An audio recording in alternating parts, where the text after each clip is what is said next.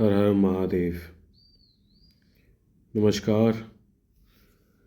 अब सभी व्यूअर्स, सभी भाइयों बहनों मित्रों को मेरा प्रणाम। जैसे कि अभी ये सीरीज़ 2026 का राशिफल के ऊपर निर्भर कर रहा है और आज दूसरे राशि के बारे में मैं विश्लेषण करके मैं ये वीडियो बना रहा हूँ। उसके बारे में आप सब तक वो जानकारी पहुँचाना चाह रहा हूँ। ये विषय राशि और लग्न दोनों के ऊपर निर्भर करता है, जो भी मैं बताऊंगा। जैसे कि वृषभ राशि में मैंने इसके पहले वाले वीडियो में मैंने बताया है कि जो 3 प्रमुख ग्रह हैं, जो बृहस्पति, शनि, राहु, साथ ही साथ केतु भी, तो ये 3 प्रमुख ग्रह जो है वो कुंडली में या अपने नक्षत्र में, अपने हॉरोस्कोप में या अपने समय के अनुसार ये कुंडली में इनकी जो चाल होती है बहुत समय अंतरकाल होती है। मतलब ये बहुत समय के बाद ये अपनी चाल बदलते हैं। शनि लगभग 2.5 साल के बाद अपनी चाल बदलता है किसी भाव से दूसरे भाव में। बृहस्पति भी लगभग 18 महीने तक, और राहु केतु भी लगभग 1.5 साल के आसपास। तो ये 3 प्रमुख ग्रह इसलिए कहा गया कि इनके चाल के ऊपर बहुत से संचलन निर्भर करते हैं। बाकी सूर्य, चंद्रमा जो होते हैं वो हमेशा मार्गी स्थिति में संचलन करते हैं, वो कभी वक्री नहीं होते। बाकी और 3 जो ग्रह हैं, मंगल, बुध और शुक्र, वो वक्री मार्गी दोनों अवस्था में संचलन करते हैं। उनका महीना 1.5 महीना अंतरकाल ये समय बदलता है। लेकिन ये 3 जो प्रमुख ग्रह हैं इनके ऊपर ही सब कुछ निर्भर करता है, और ख़ास करके इनके ऊपर ही हमारे जितने ज्योतिष विभाग के जितने ज्ञानी मुनि जो भी एस्ट्रोलॉजर्स हैं वो इनके ऊपर ही प्रेडिक्शन करके सामने वाले को सूचित करते हैं। तो आज वृषभ राशि के बारे में बताने जा रहा हूँ कि जैसे कि ये लग्न राशि दोनों के लिए मायने रखेगा। वृषभ राशि, वृषभ लग्न। अब देखिए, बृहस्पति, पहले मैं बृहस्पति के बारे में बताना चाहता हूँ कि बृहस्पति आपके तीसरे भाव में फिलहाल अभी उपस्थित है, और वो दूसरे भाव में उपस्थित है। वो तीसरे भाव में संचलन करेंगे 2026 के 2 जून के आसपास, और वो 31 अक्टूबर तक वहाँ पर विराजमान रहेंगे। उस बीच वो पकड़ के चलें 11 मार्च से 2026 के दौरान वो वक्री अवस्था में आएंगे वापस से। उसके बाद फिर वो 14 जुलाई के आसपास वो वर्गोत्तम अवस्था में रहेंगे। फिर से वो 12 अगस्त को वो फिर से वो राइज कर जाएंगे। फिर वो अंतिम साल के अंत समय में 13 दिसंबर को फिर वक्री अवस्था में होंगे। लेकिन बहरहाल वो जून में 2 जून के आसपास वो मार्गी स्थिति में होंगे, कर्क साइन में, आपके तृतीय भाव में। तो इससे क्या परिणाम मिलेगा आपको? सबसे पहले तो मैं ये बता दूं कि जो भी यात्राएं जो आप करेंगे, वो छोटी मोटी यात्राएं जो रहेगी वो कहीं ना कहीं लाभकारी होगी, कहीं ना कहीं उसका फल आपको नहीं मिलेगा, लेकिन ऐसा भी नहीं लगेगा कि हाँ मिलने वाला नहीं है। एक पेंडिंग स्टेटस रहेगा, मिलेगा, टाइम लगेगा। छोटी मोटी यात्रा लगे रहेंगी, भाई बहनों के साथ संबंध अच्छे रहेंगे, ठीक है, वो सपोर्ट मिलने वाला है। साथ ही साथ आप जब ट्रैवल कर रहे होंगे तो उस ट्रैवल के दौरान आपकी डिज़ायर, आपकी इच्छाएं बढ़ेंगी कि और भी इसको एक्सपोज करना, और भी एक्सपेंड करना, ये सारी चीज़ें रहेंगी। ठीक है। अपने नॉलेज को बढ़ाने का भी आप काम करोगे, उसमें एफर्ट दोगे, ये डिपेंड करता है। लेकिन थोड़ा सा क्या है कि फिजिकली आप थोड़ा वीक महसूस करोगे, लेजीपन रहेगा, लेजीनेस रहेगा। और क्या है कि आपको ऐसा फील होगा कि मेरा शरीर भारी हो रहा है, मेरा मन भारी हो रहा है और मेरी तबीयत ख़राब हो रही है, लेकिन एक्चुअल में ऐसा है नहीं। ये सब कुछ निर्भर करता है आपके सोच और विचार पे। आपकी शरीर या आपकी मानसिक स्थिति, सब कुछ आपके सोचने पे है। आप खुद को बलवान महसूस करेंगे अगर, तो बलवान ही पाएंगे, और कमज़ोर अगर महसूस करेंगे तो कमज़ोर पाएंगे। तो थोड़ा सा अपने उस उस हार्डवर्क पे थोड़ा सा ध्यान दें। हेल्थ वाइज मोटापा बढ़ने की चांसेस रहेगी, उस पर कोशिश करें, उसको हेल्थ को ठीक करने का, ये इशू रहेगी। ठीक है। अपने ट्रैवल के दौरान जो डिज़ायर जो है उस पे आपको लाभ मिलेगा, लेकिन सबसे ज़्यादा इफ़ेक्ट आएगा अगर आपने ये आलस्य बीच में जो आएगा ना, ये आलस्य का अगर आप कम नहीं करोगे तो कुछ भी काम नहीं आने वाला है। मैं जो भी कुछ बता रहा हूँ ये सब धरा का धरा रह जाएगा। आपकी आलस्य बढ़ेगी, इस पे आपको ध्यान देना है। अब आइए शनि के संचलन के ऊपर बताता हूँ।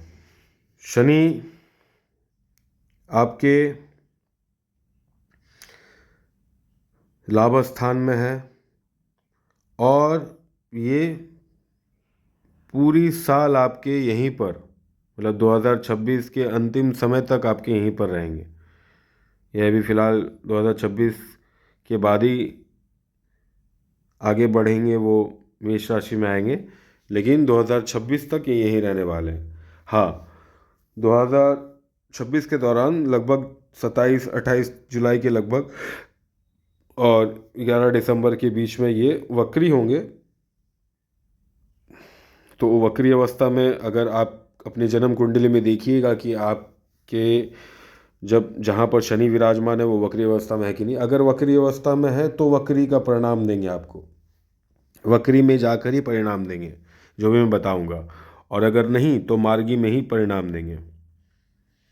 मैं आपसे एक बात कहना चाहता हूँ, ध्यान से समझिएगा। आप जो भी आप वृषभ राशि के व्यूअर्स हो या जो भी कोई आप देख रहे हो, मेरे वीडियो में ना आपको झूठ बिकता हुआ नज़र नहीं आएगा। मैं जो कह रहा होता हूँ, मैं अपने अनुभव, अपने एक्सपीरियंस, अपने सीखने और अपने गुरु के विचार पे ही कह पाता हूँ और समझा पाता हूँ। मेरा काम झूठ बेचने का नहीं है। जो एक्चुअली आता है, मुझे पता होता है, वही मैं बताता हूँ। जो मैं अनुभव कर रहा होता हूँ, जो मैं देख पा रहा होता हूँ, वो सारी चीज़ें हैं। नहीं तो इतना समय नहीं लगता, और मैं वो क्या कहते हैं, यहाँ कमाने के लिए या फिर ये लाइक्स या इन सब चीज़ों के लिए तो चलिए फॉर्मेलिटीज़ हो गया, लेकिन मेरा काम है मैं उस चीज़ को बारीकी से आपको समझा सकूं। मैं धीर धैर्य और धीरे से ही धैर्य रख के बता पाऊंगा, लेकिन थोड़ा समय लगेगा, समझने वाली बात है। इसीलिए मैं जो भी कुछ कहता हूँ उस हिसाब से पूरी तरीके से कोशिश करता हूँ आप लोगों को समझाने की। वापस पॉइंट पे आता हूँ, टॉपिक पे। तो ये वक्री अवस्था में अगर रहेंगे तब इसका परिणाम मिलेगा, जो भी मैं बताऊंगा शनि के बारे में। और अगर मार्गी अवस्था में रहेंगे आपके जन्म कुंडली में, तब ये परिणाम मिलेगा। देखिए, एक तो नया काम या नई नौकरी आपका शुरू होने का चांसेस है, शुरू हो सकती है, या फिर बातचीत चल रही है, या फिर ऑफर भी आ चुके हैं। ठीक है। और सोशल काम में आपका मन जाएगा, साथ ही साथ पुरानी चीज़ें आपको याद आएंगी कि मतलब पुराने भूल भ्रांति कुछ हो गया है तो वो सारी बैक चीज़ें, मतलब पुरानी चीज़ें, बैकवर्ड में जो भी चीज़ें हैं वो सब चीज़ें याद आएंगी आपको। उसको कैसे ठीक किया जाए, क्या उसका परिणाम होगा, ये सारी चीज़ों पे ध्यान जाएगा आपका।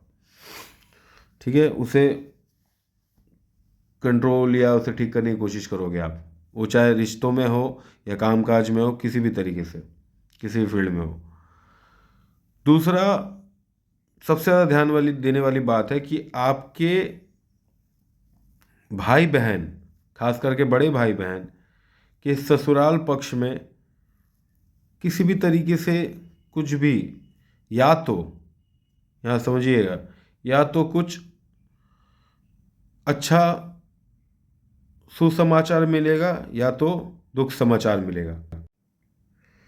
परिणाम स्वरूप दोनों ही सुख दुख का पार्ट है। वो आप लोग को, वृषभ राशि वालों को, वो आपको ये इसका अनुभव होगा आपको। लेकिन उसके साथ और एक चीज़ मैं कहना चाहूँगा कि आपके भी ससुराल पक्ष के तरफ किसी भी तरीके का रुझान आपको मिल सकता है, और रुझान आपको रखना भी ज़रूरी है। संबंध अच्छे बना के रखें अपने ससुराल वालों की तरफ। किसी भी तरीके की नोक झोंक, मनमुटाव की स्थिति पैदा हो तो अपने मन पे, अपने विचार पे थोड़ा रोक लगाएं या ध्यान करें, क्योंकि ये फिलहाल भ्रम की स्थिति पैदा करेगा। ठीक है। और सबसे बड़ी बात कि आपके अगर बड़े भाई या बड़ी बहन हो, खास करके भाइयों का सपोर्ट आपको मिलेगा। ये मैं स्त्री और पुरुष दोनों के लिए कह रहा हूँ। अगर आप जातक हो तो भी आपके भाई का सपोर्ट मिलेगा, और अगर जाति का हो तो भी आपके भाई का सपोर्ट मिलेगा। बड़े भाई का रुझान ज़्यादा दिख रहा है। ये रहा शनि का संचलन। अब मैं आता हूँ राहु के ऊपर। आपके कर्म काज, जो भी आपके काम है, वहाँ पर राहु कहाँ पर बैठा है? राहु आपके कर्म स्थान में बैठा है, जो कि इस साल 2026 के अंत में जाकर दिसंबर में 2026 के 5 तारीख के लगभग वो संचलन करेगा। ठीक है, मकर राशि में। तो फिलहाल वो भी फिलहाल आपके कर्म स्थान में है। क्या परिणाम देगा? आपके कामकाज में भ्रम की अनुभूति कराएगा, भ्रम पैदा होगा।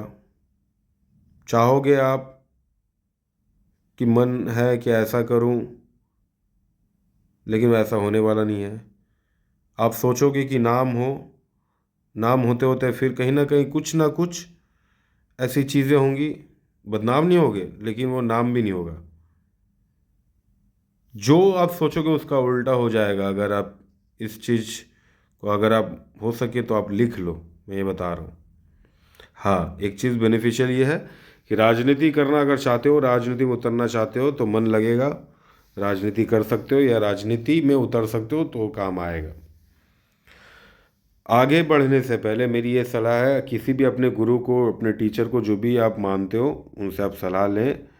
मेरी ये सलाह है कि उनसे आप सलाह लें, उन्हें स्मरण करें, उन्हें याद करें, चाहे आप जिन्हें भी मानते हो, अपने बड़े बुजुर्ग, जो भी, जिन्हें भी आप गुरु मानते हो, अपने आराध्य जिनको भी। उपाय के तौर पे मैं यही बताना चाहूँगा, ये मेरी खोजी हुई बात और मेरा किया हुआ, आजमाया हुआ ये चीज़ है। अपने इच्छा से जो भी बन सके, अपने पड़ोसियों को, जो ज़रूरतमंद है, पड़ोसी जो भी ज़रूरतमंद है, उन्हें हो सके फिज़िकली या मेंटली या मॉनेटरी, जैसे भी हो आपकी क्षमता अनुसार आप हेल्प करिए। अगर कहीं ज़रूरत हो उनके साथ खड़े होने की तो खड़े होइए, मेंटली सपोर्ट करिए। कहीं कहीं जाना हो उनके लिए तो जाइए, कोई मरीज़ हो या कोई भी, या फिर आर्थिक मदद भी अगर कर सकते हैं, आर्थिक तरीके से भी मदद कर सकते हो, आप कर सकते हैं।